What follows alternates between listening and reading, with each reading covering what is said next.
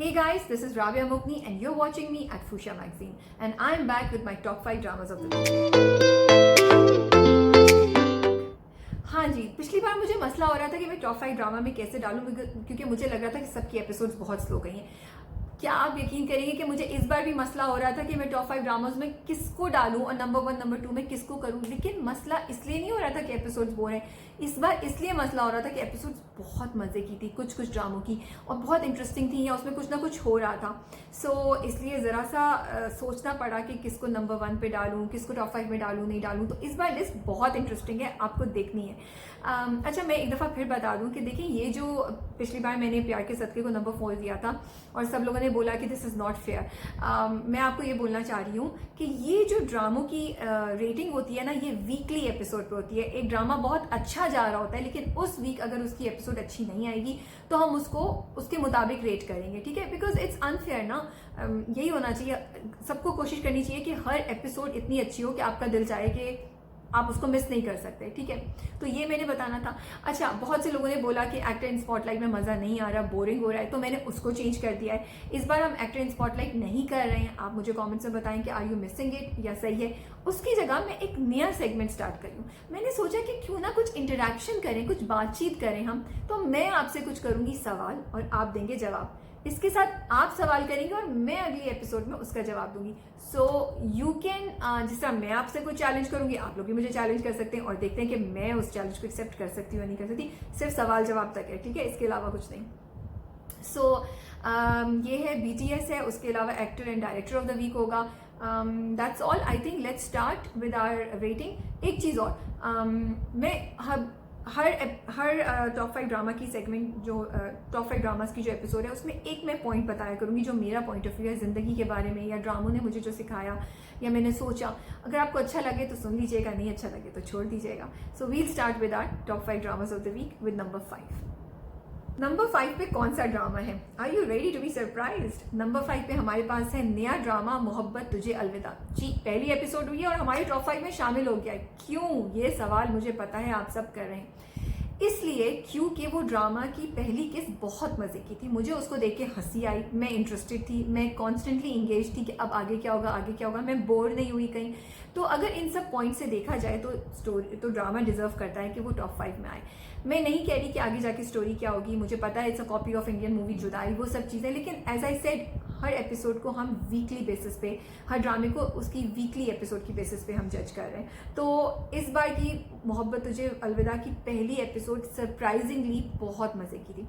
Acting अच्छी थी। जाहिद और सोनिया हुसैन की केमिस्ट्री इतने मज़े की थी, लगता था वो एक्चुअल कपल है। एक सीन है जिसमें वो उसको मोटरसाइकिल पे पकड़ के ऐसे कितनी क्यूटू लग रहे हो, इतना natural that you actually smile and you feel their romance, you know. Mansha Pasha looked really cool, और लास्ट के आई थिंक 10 मिनट तो वो कुछ बोली नहीं है, सिर्फ एक्सप्रेशंस दे रही थी अपने, उससे उन्होंने इतना अच्छा किया। तो ओवरऑल मुझे मज़ा आया। जो ह्यूमर फैक्टर उन्होंने डाला है, देखिए बात वही होती है, एक टिपिकल स्टोरी को, एक पिटी हुई स्टोरी को आप किस तरीके से प्रेजेंट करते हैं। अगर आप अच्छे तरीके से प्रेजेंट करेंगे तो हमें अच्छा लगेगा। सो मेरे हिसाब से मोहब्बत तुझे अलविदा की पहली एपिसोड बहुत ज़बरदस्त थी। मुझे नहीं पता कि आगे जाके वाकई क्या वो इस स्टैंडर्ड को मेंटेन कर सकेंगे या नहीं कर सकेंगे, which will have to see. So let's go to our new segment. ये हमारा नया सेगमेंट है जिसका नाम है सवाल जवाब। मैं आपसे कुछ सवाल पूछूंगी, आप कमेंट्स में जवाब देंगे और मैं आपको एक्चुअल जवाब सवाल का जो है वो अगली एपिसोड में बताऊंगी, ठीक है? इसी तरह आप मुझे कुछ सवाल दे सकते हैं जो मैं जाके ढूंढूंगी और मैं फिर उनका जवाब दूंगी आपको अगली एपिसोड में। मैं कोई भी 5 सवाल उठाऊंगी, आप जो कॉमेंट्स में बताएंगे, आपके किसी के भी 5 सवाल, ठीक है? 5 व्यूअर्स के 5 सवाल, and I will answer them. ड्रामे से रिलेटेड होने चाहिए, मूवी से रिलेटेड होने चाहिए, गानों से रिलेटेड होने चाहिए। मेरा पहला सवाल आप लोगों से इस सेगमेंट का ये है, ये जो तस्वीर है ये किस ड्रामे की है? Can you guys tell me this drama? ये ड्रामा बहुत मशहूर हुआ था, इस पर बहुत कॉन्वर्सेशंस भी हुई थी और इसका टॉपिक बड़ा इंटरेस्टिंग हमारे माशरे से रिलेटेड था। मेरे ख्याल में इतनी हिट काफ़ी है। तो मुझे कमेंट्स में अभी बताइए ये तस्वीर किस ड्रामे की है। मैं जवाब आपको अगली एपिसोड में दूंगी। Now it's your turn, give me a question. Comments में जाएं और अभी लिखिए मेरे लिए कोई सवाल। मैं कोई भी 5 सवाल उठाऊंगी और अगली एपिसोड में उनका जवाब दूंगी। अच्छा जी, अगली चीज़, ये थोड़ा सा हमारा ना मज़े का सेगमेंट है, तो अगर आप बहुत सीरियस हैं या आप ड्रामा को इतना वो नहीं करते तो फिर मे बी आप ये स्किप करना चाहें। अगर एहदे वफा में हम दुआ और साथ के दरमियान एक गाना रखते तो उस गाने, तो वो कौन सा गाना होता? I know I love OST of एदे वफा एंड एवरीथिंग, बट इमेजिन एदे वफा एक फिल्म है और दुआ और साथ पे एक रोमांटिक ड्रामा होना चाहिए, ड्रामा एक रोमांटिक गाना होना चाहिए, तो वो कौन सा गाना होता? I would choose may be Atif Hussain का एक ड्रामा का गाना। मुझे कुछ हो गया आज, मैं इसको एडिट किए बगैर डालूंगी तो मैं ये क्या बोल रही हूँ, ड्रामा गाना। Okay, so I will say it again. अगर दुआ और साथ पे हमें एक गाना डालना हो एदे वफा में, तो कौन सा गाना होगा? कमेंट्स में बताइए मुझे। लास्ट, चीख। अगर चीख की एंडिंग हम चेंज करें, मुझे चीख की एंडिंग पसंद नहीं आई थी, अगर हम चीख की एंडिंग चेंज करें तो आपके हिसाब से चीख की क्या एंडिंग होनी चाहिए? मुझे कमेंट्स में बताइए। मैं हर बार सवाल चेंज करूंगी, ज़रूरी नहीं है कि मैं इसी तरह के सवाल पूछूं। मैं अगली बार किसी की तस्वीर भी दिखा सकती हूँ, कोई कुछ भी दे सकती हूँ आपको सवाल, ठीक है? तो मेरे हिसाब से चीख की एंडिंग ये होनी चाहिए थी कि हम दिखाते कि हमारा जस्टिस सिस्टम में थोड़ी उम्मीद है कि कुछ ना कुछ किसी को हासिल हो सकता है, इतनी अंधेर नहीं है। मेरे हिसाब से मन्नत की माँ और मन्नत के मियाँ दोनों को नहीं मरना चाहिए था। अगर माँ मरती तो प्रेशर से मर जाती, नेचुरल डेथ हो जाती, बट बेटी की वजह से नहीं होना चाहिए था कि कुछ रहा ही नहीं मन्नत के पास। इमाद इरफानी को तो डेफिनेटली उसके कैरेक्टर को नहीं मारना चाहिए था। Mannat deserved happy ending, Mannat deserved life partnership, Mannat deserved her mother to be there with her. So मेरे हिसाब से मन्नत फाइट करती अपनी माँ और मियाँ के साथ ये केस। लॉयर एक अच्छा उनका होता, मे बी लोगों को बाहर लेकर आते, सोशल मीडिया की वो यूज़ करते, बट एक डिफरेंट वो करते। मेरे हिसाब से चीख की एंडिंग होनी चाहिए थी। आप मुझे बताएं चीख की क्या एंडिंग होनी चाहिए थी कमेंट्स में। और ये भी कि आपको ये सेगमेंट कैसा लगा? Are you enjoying it? Should I continue, leave it, what do you think? Look who's back in our top 5 dramas of the week. Ishqiya, yes, Ishqiya की इस बार की एपिसोड बहुत मज़े की थी। वो टाइम जिसका हम सबको इंतज़ार था कि हमना कब अजीम को बताएगी, वो आ गया। 20 एपिसोड्स के बाद आई फील नाउ इश्किया इस पॉइंट पे आया कि हम सब उसको देखना चाह रहे हैं, हम जैसे लोग जो पहले नहीं देख रहे थे। आई नो ऑलरेडी बहुत ढेर सारे लोग देख रहे थे।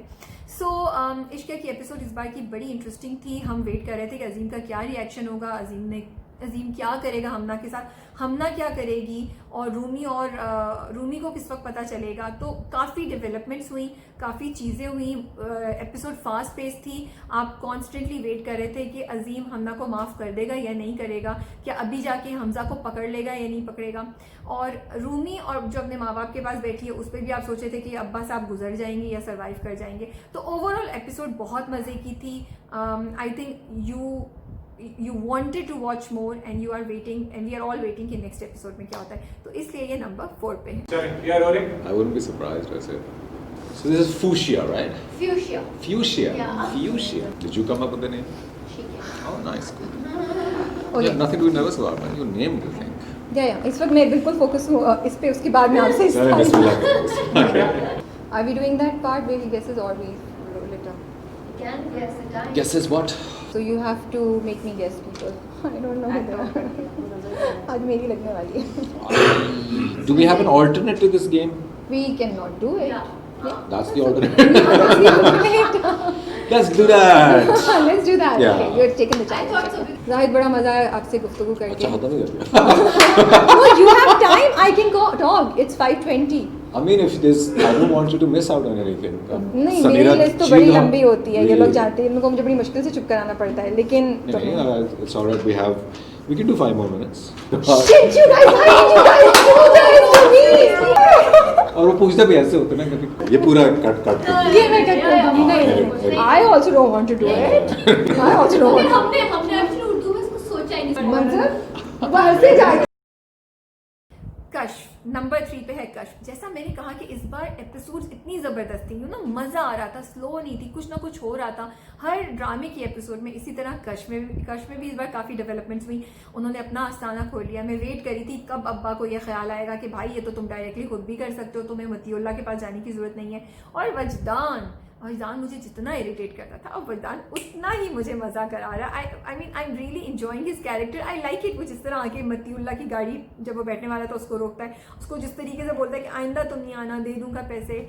सो ओवरऑल कश्फ में काफ़ी इंटरेस्टिंग डेवलपमेंट्स हुई, एपिसोड स्लो नहीं थी। ऑल्दो आई डू विश के रोना धोना कम हो जाए अम्मा का। प्लीज़ अम्मा आंटी अगर आप सुन रही हैं, वो जो भी ड्रामे के डायरेक्टर हैं, अगर आगे की वीडियोस एपिसोड्स एडिट नहीं हुई तो थोड़ा सा उनका रोना कम कर दें यार। मतलब हम एंजॉय कर रहे हैं ना एपिसोड्स को, तो हमें इतना रोना धोना नहीं देखना, क्योंकि आगे जाके और अभी भी स्टोरी काफ़ी इंटेंस है।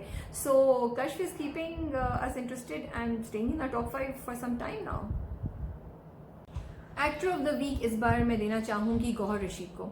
आई थिंक उन्होंने एज अजीम जो एक्टिंग की है इस बार की एपिसोड में बहुत ज़बरदस्त थी, बहुत मज़ा आया उनको देख के। आपको एक्चुअली अजीम का दर्द महसूस हो रहा था, जो वैरायटी ऑफ एक्सप्रेशंस उन्होंने दिए हैं वो बहुत ज़बरदस्त थे। वो पूरा सीन जब हमना उनको बताना चाहती है, जब हमना उनको बताने वाली होती है, जब कहती है मैंने कुछ बताना है, तो उनके चेहरे के एक्सप्रेशन गौहर रशीद के, अजीम के ऐसे थे कि मैं नहीं सुनना चाहता, मुझे डर लग रहा है, मुझे ऐसी बात पता चलेगी जिसके बाद मेरी वापसी मुमकिन नहीं है, मैं चीज़ों को चेंज नहीं कर पाऊँगा। जिस वक्त हमना उनको बताती है कि हमज़ा मेरा पास्ट है, वो सारे रिएक्शन जो थे फेस के, आँखों से, आई रियली लाइक्ड इट। उसके बाद हॉस्पिटल में भी जब वो पहुँचता है अजीम, और जब उसका हमज़ा से सामना होता है, वो जो लुक देता है, that look is like just the right kind of look, कि वो उस लुक ने हमज़ा को पानी कर दिया। उस लुक से Hamza went into a guilt, like कि मैंने क्या किया। हमज़ा बौखला गया, हमज़ा को समझ नहीं आई। सो गौहर रशीद ने बड़ी ज़बरदस्त एक्टिंग की है, हमें बड़े वैरायटी ऑफ एक्सप्रेशन दिए, मज़ा आया उनको देख के, दिल जीत लिया यार हमारा अजीम ने, गौहर रशीद ने। हीरो है वो हम सब के। So actor of the week goes to Gauhar Rasheed for Ishqiya. जी नंबर 2 पे कौन है? अब ये दिल मेरा तो है नहीं, द वॉर इज बिटवीन प्यार के सदके एंड सबात। ये भी काफ़ी मुश्किल था कि क्या किया जाए, क्या नहीं किया जाए, किसको नंबर 2 और किसको नंबर 1 पे रखा जाए। सो मेरे हिसाब से इस बार प्यार के सदके नंबर 2 पे है, क्योंकि एपिसोड इंटरेस्टिंग थी, उसमें डेवलपमेंट्स हुई, लेकिन थोड़ी सी मुझे अभी भी लग रहा है कि खींची हुई है। अब्दुल्ला और शांजे की जो गुफ्तगू थी वो इतनी लंबी करने की ज़रूरत नहीं थी कि पहले वो रेस्टोरेंट में बैठे बात कर रहे हैं, फिर गाड़ी में बैठ के बात कर रहे हैं, like move on quickly. But लेकिन ओवरऑल एपिसोड में चीज़ें हुई कि वो उसको घर छोड़ के आ गया, सर्वर ने अपना मूव किया, वो एक्चुअली उसको बोलता है कि मेरे साथ टाइम स्पेंड करो, ये हवेली, ये घर इतना बड़ा है। सो मंसूरा का रिएक्शन कुछ दिखाया, वशमा की ज़िंदगी के बारे में बताया कि भाई उसका भी कोई लव इंटरेस्ट है और वो अपने भाई की सच्चाई जान गई है। तो प्यार के सदके की एपिसोड डेफिनेटली इंटरेस्टिंग थी। 10% मुझे लगा थोड़ा सा जो था वो खिंची हुई थी। हाँ, मुझे दूसरी चीज़ों पे थोड़ा सा एग्रीमेंट नहीं है, उसके लिए आप हमारा रिव्यू देख सकते हैं जो कि ऑलरेडी यूट्यूब पे मौजूद है। डायरेक्टर ऑफ द वीक इस बार जा रहा है बरकत सिद्दीकी को। डायरेक्टर ऑफ द वीक इस बार जा रहा है बरकत सिद्दीकी को फॉर मोहब्बत तुझे अलविदा। बरकत सिद्दीकी ने इससे पहले एहसास, उसके अलावा कैसी है दूरियां, मुझे खुदा पे यकीन है, चैन आईना, ये ड्रामे डायरेक्ट किए हुए हैं। The reason I am giving it to Barkat Siddiqui this week is that के वो स्टोरी जिसके बारे में हम सबको पता है कि वो एक इंडियन मूवी की कॉपी है या एक पुरानी पाकिस्तानी मूवी की कॉपी है, जिसके बारे में लोगों को ज़्यादा हाई एक्सपेक्टेशंस नहीं है, लेकिन उसकी पहली एपिसोड जब आई तो एक्चुअली मज़ा आया देख के। फ़नी थी, इंटरेस्टिंग थी, एंगेजिंग थी। कैरेक्टर्स मुझे अदर देन सोनिया हुसैन बड़े नेचुरल लग रहे थे। कहीं कहीं सोनिया हुसैन मुझे ओवर एक्टिंग या थोड़ी सी बॉर्डर लाइन लग रहा था कि थोड़ा सा हो जाता है, but may be that's how her character is, so we can't say anything, she is doing a great job if that's how her character is. Sonia Hussain और जाहिद की केमिस्ट्री को इतने अच्छे तरीके से प्रेजेंट करना, छोटे छोटे सीन जो उनकी जब वो माफ़ी मांगता है, जब वो दुआ कर रही होती है, जब वो मोटरसाइकिल पे जा रहा होता है जाहिद, वो उसको ऐसे पकड़ के करती है, तो ये छोटी छोटी चीज़ें जिससे पता चलता है कि जो डायरेक्शन अगर सही हो तो ड्रामे को इंटरेस्टिंग बना देता है। ओवरऑल मुझे मज़ा आया एपिसोड देखे, मैं बड़ी हैरान थी, मैं ज़्यादा एक्सपेक्ट नहीं करी थी। मेरा ख्याल था मुझे बिल्कुल पसंद नहीं आएगा, I was actually dreading watching it, लेकिन मुझे बहुत मज़ा आया and I think a huge credit goes to the director for this. Number 1 पे हमारे पास है सबात। मिराल ने पूरा कमरा जला दिया है यार, नंबर 1 पे तो आना बनता ही है ना। मजाक कर रही हूँ मैं। नहीं जी, इस वजह से मैंने नहीं दिया सबात को number 1। Sabaat is at number 1 because I feel कि एपिसोड में काफ़ी चीज़ें हुई, आगे डेवलपमेंट हुई और मूव की हैं चीज़ें, और ओवरऑल जो थी ना एपिसोड वो इंटरेस्टिंग थी। अगर बहुत ज़्यादा स्टोरी मूव नहीं भी की तो आप देख रहे थे, मज़ा आ रहा था कि यार अच्छा अब इसने लाइट्स ऑफ करा दी हैं, अब इसने आग लगा दी है, अब क्या होगा, क्या वलीमा होगा या नहीं होगा। आप पूरा वेट करते रहे कि अम्मा कब डिसीजन देंगी, फिर लैला ज़ुबैर ने बोला कि वलीमा नहीं होगा। And then you know overall की मिराल उसके घर पहुंच जाती है, अपने मंगेतर के घर, वहां जाके क्या करेगी।